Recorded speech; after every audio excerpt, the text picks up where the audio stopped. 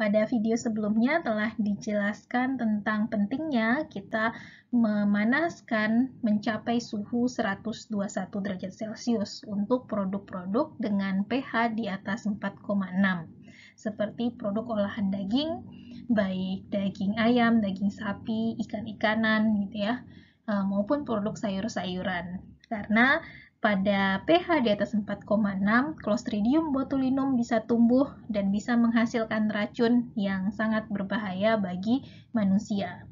Nah, Clostridium botulinum hanya bisa mati sporanya pada suhu minimal 121 derajat Celcius. Berapa lama harus kita panaskan di suhu 121 itu? Disarankan itu 15 sampai 30 menit. Ini tergantung dari produknya. Ya, jika jumlah mikroorganisme awal dari produknya sedikit atau kecil, mungkin 15 menit cukup. Tapi kalau jumlah mikroba awalnya cukup banyak, maka diperlukan waktu yang lebih lama, misalnya 30 menit. Nah, yang perlu diperhatikan di sini yaitu 15-30 menit ini adalah waktu kita panaskan di 121 derajat Celcius, bukan waktu mulai dinyalakan alat. Ya, kalau alatnya baru dinyalakan, sama kayak kita merebus air gitu ya. Kalau kita nyalakan kompor gas, terus langsung kita hitung waktunya, pada saat baru dinyalakan kompor, itu kan suhu airnya tidak serta-merta langsung panas gitu ya. Nah, sama dengan autoclave atau retort ini. Ketika dia dinyalakan, itu suhunya tidak langsung naik tiba-tiba 121, tapi naik perlahan gitu ya. Mungkin dari suhu awal, suhu ruang 30 derajat Celcius gitu ya, 25 atau 30, naik, sampailah akhirnya di 121 derajat Celcius.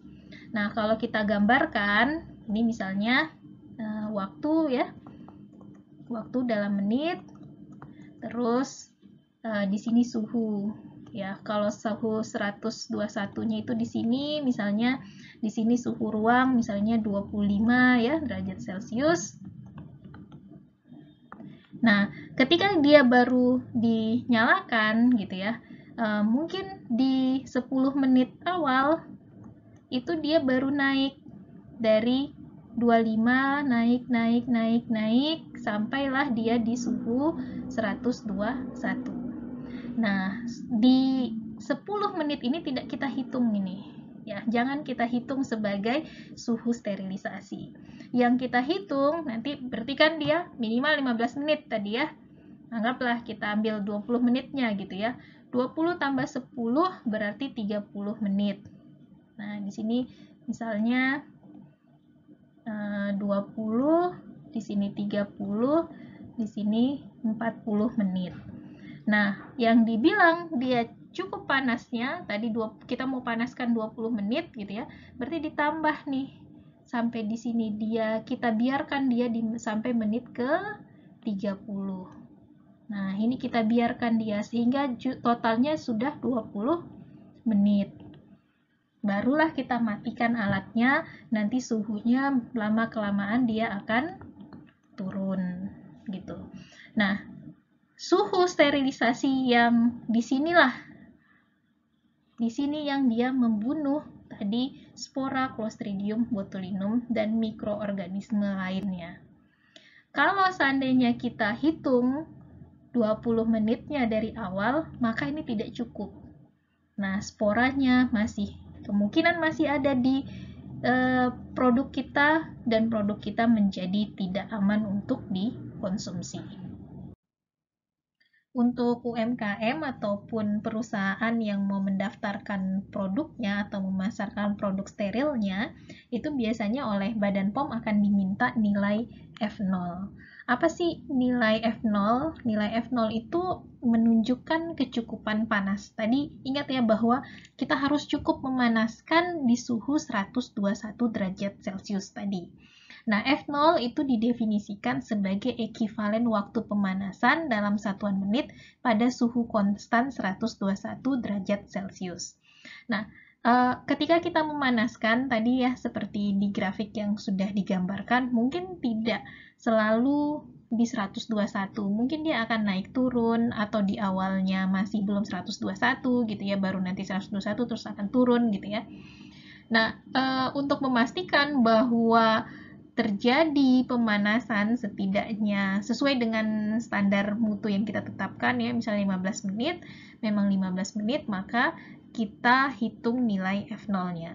Nah, kalau menurut peraturan BPOM ya nomor 24 tahun 2016, ini sebenarnya nilai F0-nya itu hanya 3 menit saja. Jadi kalau kita sudah mencapai 3 menit, setara 3 menit di suhu 121, berarti dianggap bahwa proses sterilisasi kita itu sudah tercapai secara optimal.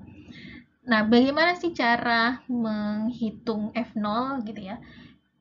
Jadi F0 itu atau cara menentukannya ya, kalau cara menghitung secara detailnya, jadi ada rumusnya ini, F0 sama dengan delta T dikali sigma 10 pangkat T suhu dikurang 121 per Z. Nah, kalau untuk detail bagaimana cara menghitungnya, jika memang ada yang memerlukan, bisa memberikan komentar.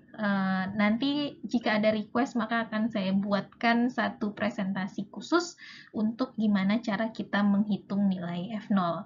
Nah, karena di sini masih pengenalan ya, mungkin tidak diperlukan secara detail perhitungannya, karena pada kenyataannya kalau UMKM biasanya akan meminta ke suatu laboratorium untuk menentukan berapa nilai F0-nya.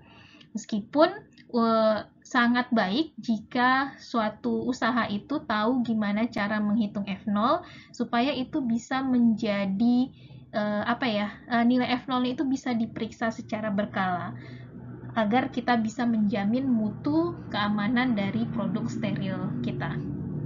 Nah, cara untuk kita menentukan F0, kalau ini perhitungannya ya, tapi gambaran gimana kita bisa mendapatkan nilai-nilai di rumus ini, yaitu kita menentukan berapa suhu di dalam alat pensteril kita sepanjang waktunya. Nah, kita gimana cara menentukan suhu sebenarnya ya?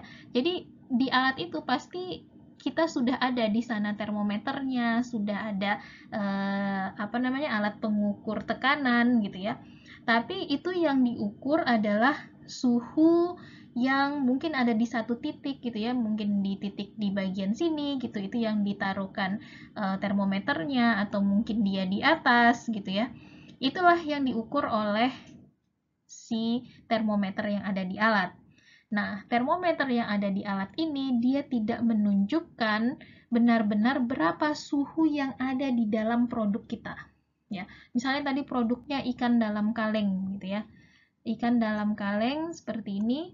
Nah, kalau termometer di alatnya itu ditaruh di sini gitu ya, suhu ikan yang ada di kaleng ini mungkin tidak sama dengan suhu yang ada di dalam alat gitu ya, di dalam dinding alat di mana termometer itu ditaruh.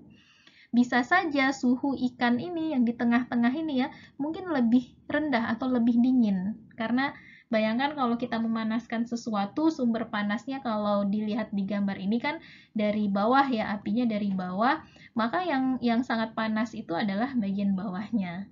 Nah, mungkin yang bagian atas ini kan nanti ditumpuk nih. Di sini ada ikan sarden gitu ya, kaleng-kaleng ditumpuk ke atas gitu. Nah, suhu yang di bagian paling atas ini mungkin lebih dingin gitu dibandingkan suhu yang ada di bagian bawah dari alat autoclave atau pressure cooker ini.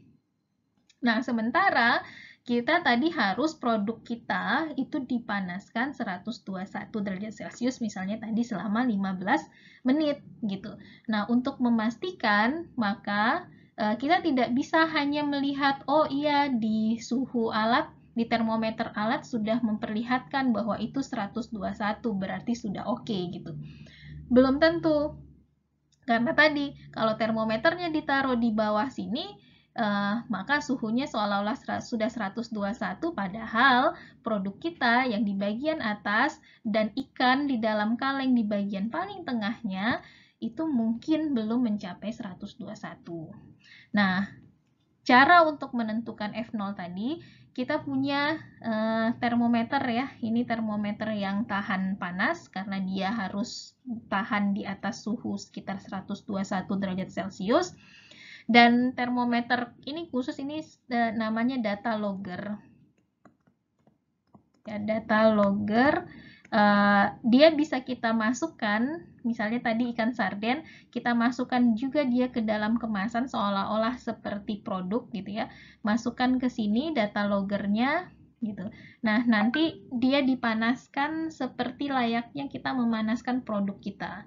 Nah, si termometer ini dia akan bisa menyimpan data. Dia simpan data selama dipanaskan, misalnya kita panaskan selama 30 menit gitu ya, dari awal pemanasan, dari awal dinyalakan alat sampai selesai, misalnya dibutuhkan waktu sekitar 40 menit atau hampir 1 jam gitu ya. Nah, selama masa itu mulai dari suhunya naik gitu ya, terus tetap, terus turun lagi karena pendinginan.